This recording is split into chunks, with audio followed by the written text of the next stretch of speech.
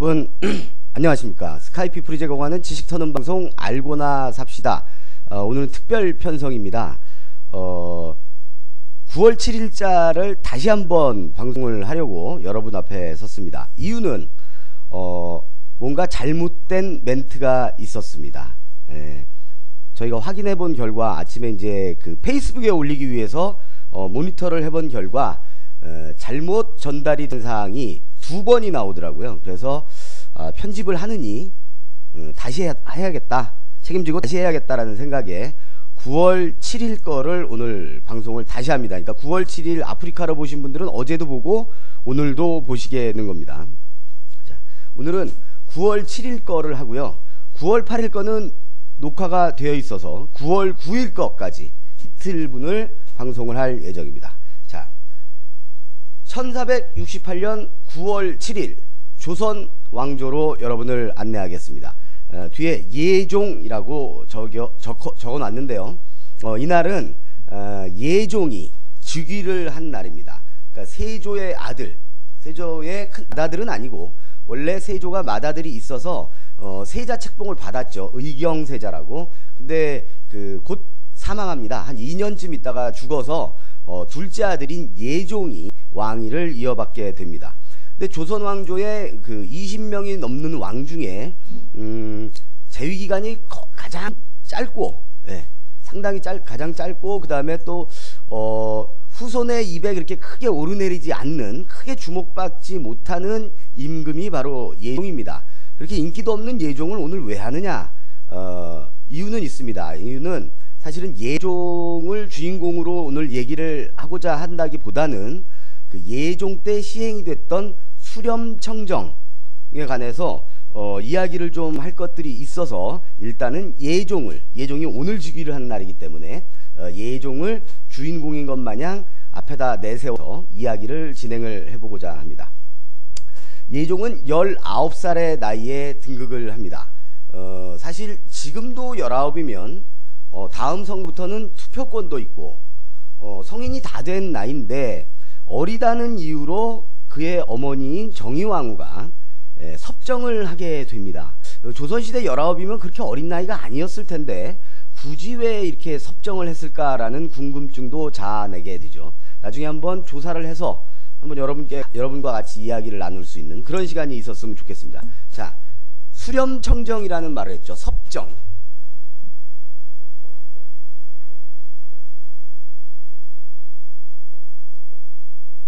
섭정 또는 수렴청정.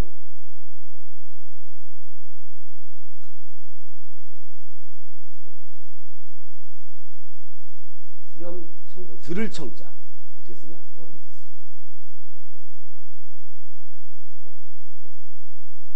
써. 자, 섭정이란 말을 먼저 이해를 좀 하셔야 될 것 같은데, 섭정은 쉽게 말해서 임금을 대신해서 임금이 아닌 자가 정치를 하는 겁니다. 임금은 수결만 해요. 사인만 하고 그렇게 하시오 이것만 하는 거고, 이 섭정 안에는 대신들이 정치를 하는 원상제도라는 게 있고요. 그러니까 원로 대신들 중에 임금이 지명을 합니다. 아무개가 대신, 임금 대신 정치를 했으면 좋겠다 이렇게 지명을 하는데, 이게 이제 세조가, 예종의 아버지인 세조가 맨 처음에 그 원상제도를 만들었죠. 그래서 향후 섭정을 할 일이 생기면 한명회나 신숙주, 구치관 이 세 사람의 그 원로 재상 중에 한 사람 내지는 셋이 같이 섭정을 해라. 그래서 이제 그렇게 실시하게 되는 게 원상제도고, 또 하나 수렴청정은 왕실의 여인이 하는 겁니다. 그러니까 왕실의 여인 중에 가장 높은 사람은 그 왕의 할머니, 그러니까 대왕 대비나 그 왕의 어머니가 되겠죠. 대비. 이런 분들이 대신 대리 정치를 하는 건데, 이 수렴청정에서는 이 렴자가 아주 중요합니다. 이 렴자가 바로 그 발이라는 뜻입니다. 발. 그러니까 대나무로 지은 만드는 그 여름에 이렇게 치워놓는, 이렇게 하는 이유는 이제 정치를 하다 보면 재상들, 신하들과 이야기를 나눠야 되는데, 유교 유교 덕목상 남녀가 얼굴을 맞대고, 그것도 외간 남녀가 얼굴을 맞대고 한참 동안 얘기하는 거 좀 꺼려하지 않겠습니까? 그래서 발을 쳐놓고 정치에 관한 이야기를 듣는다. 그래서 수렴청정이라고 하는 겁니다. 예종이 19세에 왕이 됐을 때 그 어미인 정의왕후가 수렴청정을 하죠. 근데 예종은 아까도 말씀드렸지만 좀 병약해서 즉위 기간이 짧습니다. 2년이 채 안 돼요. 그러니까 수렴청정을 좀 짧게 하죠. 그리고 나서 예종이 병사를 하고 다음 보위를 이을 이제 왕자들이 있는데 이들이 다 나이가 그렇게 많지가 않습니다. 그래서 다음 보위는 여러분이 잘 아시는 성종 임금이 보위를 잇게 되는데 이 성종은 예종의 조카죠. 예종의 아들이 아닙니다. 근데 역시 어린 나이에 즉위를 했기 때문에 이 정의왕후가 성종 초기에도 수렴청정을 합니다. 그래서 약 7년간, 총 7년간의 대리 정치를 하게 되는 거죠. 그래서 이제 이 얘기를 하다 보니까 이제 성종의 즉위를 잠깐 이야기를 안 해볼 수가 없어서 그 가계를 한번 살펴보도록 하겠습니다. 자, 일단 세조부터 가야겠죠. 세조하고 그의 부인, 지금 수렴청정을 하는 정의왕후하고의 사이에는 대표적으로 아까 말씀드린 세자가 됐는데 아파서 일찍 죽은 의경세자라는 분하고 이제 예종이 있었던 겁니다. 근데 예종이 죽고 나서 예종의 아들이 하나 있었어요. 제한군 또는 제한대군이라고 하는 이 친구가 왕이 돼야 되는데 예종이 죽고 나서 다시 형 가계로 갑니다. 그 의경세자한테는 월산군하고 성종 임금이 되기 전에는 자을산군이라고 했습니다. 이 두 아들이 있는데 이 자을산군이 왕위를 물려받게 되는 거죠. 물론 장자가 우선이 되는 그런 유교의 그 왕위 계승 체계가 있지만 그렇게 따지면 월산군이 해야죠. 월산군도 두 눈 시퍼렇게 뜨고 살아 있었음에도 불구하고 자을산군이 임금이 됩니다. 자, 이리 가는 의경세자 자제로 가는 거는 장자사독이라는 명분이 쓰는데 여기에서 월산이 아닌 자을산으로 가는 거는 하등의 명분이 없습니다. 다만 정의왕후가 이런 말을 합니다. 세조가 죽기 전에 유명을 남겼는데 세조의 유명에 다음 보위는 예종이 아무래도 약해서 오래 못할 것 같으니 다음 보위는 자을산군이 있도록 하여라고 이야기를 하고 돌아가셨다고 하는데 이것은 믿기가 쉽지 않습니다. 아들이 좀 두 아들이 다 병약하다 보니까 원상제도도 만들어 놓고 이렇게 준비는 하고 있었지만 굳이 이 가장 어린 손자에게 왕위를 물려줘라라는 얘기는 하지 않았을 것이다. 근데 왜 자을산군이 됐느냐? 이 자을산군의 장인이 중요합니다. 자을산군의 장인이 우리가 잘 아는 한명회입니다. 그래서 이 정의왕후하고 한명회가 정치적 결탁을 통해서 자을산군이 성종으로 등극을 한 것이 아니겠느냐라고 생각하는 게 거의 정설입니다. 일단 안정된 왕권이 필요하고 그러기 위해서는 소위 말해서 아주 든든한 권력 기반이 있어야 됩니다. 그래서 한명회를 정의왕후가 택한 거죠. 그래서 성종이 왕이 된다라고 오늘은 여기까지만 이해를 하시고 다음 시간에 성종 이야기를 뭐 하게 되거나 할 때 좀 더 자세히 다루도록 하겠습니다. 오늘은 아까 말씀드린 대로 수렴청정이라는 거를 얘기를 해야 되니까 그 얘기로 돌아가죠. 조선왕조에는 수렴청정을 약 7회에 걸쳐서 진행이 됩니다. 수렴청정이. 그래서 어떤 아줌마들이 수렴청정을 했냐. 1바로 하신 분이 아까 말했던 정의왕후, 그 다음에 이제 2바가 문정왕후, 3바가 이제 인순왕후, 그 다음에 4번째가 세상에서 제가 제일 좋아하는 정순왕후, 그 다음에 5번째로 했던 분이 순원왕후. 이 아줌마도 아주 쉽습니다. 그 다음에 사람으로 따지면 6번째인데 7번째 석정을 하는 분이 신정왕후입니다. 자, 요분들 얘기를 좀 해볼게요. 자, 정의왕후는 우리가 말씀을 했죠. 예종, 성종 때 7년에 걸쳐서 수렴청정을 했다. 자, 문정왕후는 언제 했느냐? 명종 임금 때 합니다. 명종. 근데 문정왕후는 우리가 드라마에 아주 자주 등장을 합니다. 가장 표적으로 문정왕후 역할을 하는 사람이 전인화입니다. 여인천하에서 전인화가 했었고 이 문정왕후 때는 윤원영이라는 자가 어마어마한 세도를 누리게 되죠. 윤원영, 아주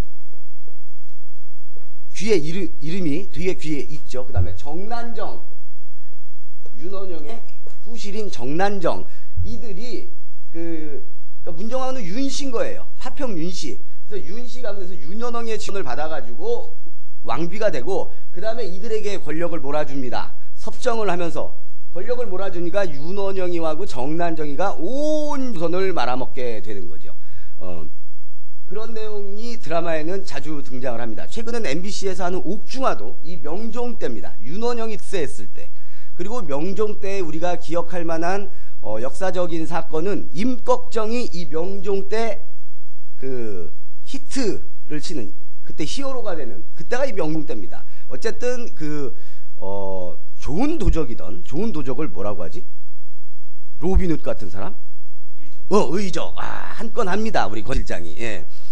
의적이던 난적이던 간에 아무튼 임금 때 큰 도적이 있다는 건 그 시대가 그렇게 살기 쉽지 않았다고 이해를 하면 됩니다. 이 여자 때문에 그럽니다. 이 여자, 이 새끼. 그 문정왕후 다음에 인순왕후라는 분이 섭정을 하는데 이분은 아주 짧게 합니다. 선조 때 해요. 우리가 잘 아는 띨띨이 선조 때 8개월 정도 하는데 선조가 처음 즉위했을 때 나이가 어렸었거든요. 그래서 이제 인순왕후가 8개월 정도 합니다. 근데 이 인순왕후는 선조 친엄마는 아닙니다. 새엄마입니다. 그래서 한 8개월에서 크게 임팩트는 없고 드디어 이제 이 수렴청정에 임팩트를 줘서 결과적으로 조선이란 나라를 거의 말아먹는 이제 수렴청정쟁이들, 이 못된 할머니들이 이제 본격적으로 등장을 합니다. 순조 임금 때 수렴청정을 정순왕후가 하는데 이 정순왕후는 김씨입니다. 김씨. 어디 김씨냐? 경주 김씨. 자, 이때부터 이제 외척, 자기 친정의 세력을 몰아주기 시작하는 거예요. 그냥 대비만 돼도, 그러니까 임금의 할머니 뻘만 돼도 사실은 상당한 권력을 가질 수가 있죠. 그 힘을 이용해서 이제 친정 식구들을 끌어당겨서 모든 요직에 앉히면서 권력을 독점하기 시작합니다. 세도 정치라는 게 이제 서서히 시작이 되는 거죠. 경주 김씨. 그 다음에 세도 정치를 정점을 찍은, 아주 방점을 찍은 못된 할망구가 바로 이 순원왕후입니다. 이 순원왕후가 안동 김씨예요. 헌종하고 철종 때 수렴청정을 하는데 안동김가다 이거야. 네? 자, 안동김. 우리가 사회생활하면서 인사를 나누다가 어디 김가십니까? 안동김가다. 그러면 아이고 양반집 자제시군요. 아이고 양반이라고 이렇게 한번 좋게 말해줘. 또 듣는 놈도 지가 진짜 양반된 것처럼 아이고 뭐 이지랄하고 이런 것들이 있는데 사실 가만히 따져보면 이 안동 지방에서 양반 인내하고 살았던 분들, 안동김, 안동권 이런 분들, 또 거기에 더 나가서 후대에 또 세도 정치라는 풍양조 이런 본관을 갖고 계신 분들 똑바로 알고나 사셔야 됩니다. 우리 백성들에게 조금 미안해해야 됩니다. 왜냐하면 이들이 세도 정치를 하면서 모든 조선의 정치적, 경제적, 사회문화적 발달을 멈추게 됩니다. 이들은 국가와 백성의 안위를 위해서 정치를 한 것이 아니라 100% 지들 가문만을 위해서 정치를 하게 되죠. 여러 가지 폐단이 많이 생기죠. 그래서 조선이 거기서 멈춥니다. 조선의 그 발달이, 사회, 경제적, 문화적 발달이 이들 때부터 멈춰버리는 겁니다. 그래서 이 폐단들이 쌓여서 고종까지 가는 거고, 그것들이 결국 일본에게 패망을 하게 하는 단초가 되는 겁니다. 이들이 매국을 하지 않았을지는 모르겠지만 나라를 망하게 하는 첫 번째 단추를 끼운 사람들이 바로 안동 일대의 세도를 누리던 양반집입니다. 안동김, 안동권, 그리고 더 나아가 풍양조. 너무 떳떳하게 살지 맙시다. 사과하는 마음으로 사시는 게 바로 알고나 삽시다 이라고 생각을 합니다. 자, 이야기를 진행하겠습니다.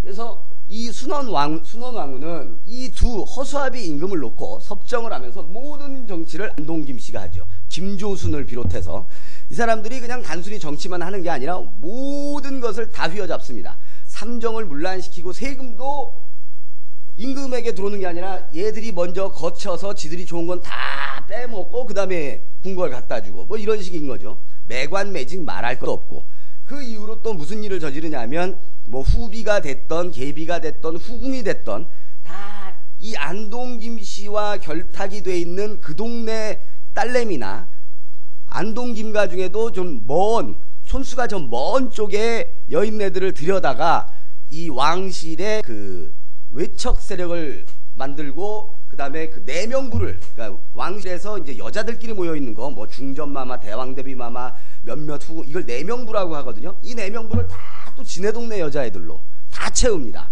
이제 조선이 이시의 왕조가 아니라 사실상 안동 김의 왕조로 흘러가게 그따위로 만들어 놓는 그 자들이 바로 안동 김씨입니다. 그 다음에 신정왕후는 고종 때, 고종이 처음 즉위했을 때 섭정을 하죠. 한 4년 정도 하는데 이 아줌마는 풍양조씨입니다. 풍양조씨. 이 풍양조씨도 이 안동 김씨의 세도를 이어받아서, 그러니까 안동 김씨를 실각시키고 다시 실각시키고 새롭게 권력을 잡은 사람들이 바로 풍양조씨인 거죠. 이 풍양조씨가도 결국은 그 밥의 그나물입니다. 근데 이제 고종이 왕이 될 때 고종의 아버지인 이하응이 있지 않습니까? 나중에 대원군이 되는 흥선 이하응. 이 이하응이 이 안동 김씨 세력의 배척을 당하면서 아주 고생을 하거든요. 그러니까 풍양조씨랑 또 이하응은 손을 잡고 안동 김씨를 슬쩍 몰아내고 풍양조씨에게 그 뭐라고 그러니까 권력의 칼을 쥐어주면서 자기 아들이 임금이 되는 거하고 바꾸는 겁니다. 마트로 바꾼 거예요. 그리고 나서 이제 나중에 본인이 직접 섭정을 하죠. 아들을 대신해서. 그래서 조선에는 이런 섭정의 역사를 갖고 있다라는 말씀을 오늘 드리는 거. 근데 결과적으로 이 섭정의 역사가 저는 개인적으로 그렇게 생각을 합니다. 대원군의 섭정을 제외하고는 국가와 민족을 위해서 한 섭정은 단 한 건도 없다. 특히 수렴청정을 하던 할머니들은 오직 지들 가문의 영달을 위해서만 했다. 고로 이들은 우리 백성들에게 지탄을 받아야 하고, 이들의 세도 정치는 수구 반동 보수 정치입니다. 발전할 수 있는 방향으로, 발전적 방향으로 나가는 게 아니라 모든 걸 옛날로 돌려. 그러니까 모든 그 뭐라고 그럴까, 그 사상적 원칙을 유교라는 거, 즉 딱딱한 프레임 안에다 넣어놓고 뭐라고 개기기만 하면 이거는 유교 질서에 어긋나고 뭐 이러면서 꼼짝을 못하게 하는 거지. 그러니까 그 서양에서 그 중세 때 카톨릭 사제들하고 똑같은 거예요. 응? 지들이 만들어 놓고 그 안에서 그 밖으로 꼼짝을 못하게 하는 겁니다. 이들이 세도 정치를 하지 않고, 특히 정순왕과 수렴청정을 하지 않았으면, 정조가 좀 더 왕위를 오래 유지했으면, 이들이 없었으면 조선이 조금 바뀔 수 있었던 게 실학이거든요. 이들이 실학과 그런 외래 그 선진 문물을 완전히 씨를 말려버리죠. 다 죽여버리지 않습니까? 조선이, 신채호 선생님도 그런 말씀을 하셨는데, 실학을 국가의 기둥으로 세우지 못한 것이 결국 약 100여 년 후에 그 나라가 망하는 것으로 이어진, 뭐 그렇게 충분히 볼 수 있는 겁니다. 그런 짓들을 한 분이에요. 모든 개혁을 가로막았고 역사의 수레바퀴를 뒤로 돌렸다. 고로 수렴청정은 별로다. 특히 거기에서 정점을 찍은 경주김, 안동김, 풍양조씨들은 반성하며 살자, 미안해하며 살자 라는 말씀을 드리고 싶어서 오늘 9월 7일자 알고나 삽시다에는 예종주기를 계기로 본 수렴청정의 역사였습니다. 자, 이것으로 9월 7일자 다시 방송 가름하고 잠시 후에는 9월 9일로 넘어갑니다. 어떤 미국 노인네 얘기를 좀 해보려고 합니다. 잠시 후에 뵙겠습니다.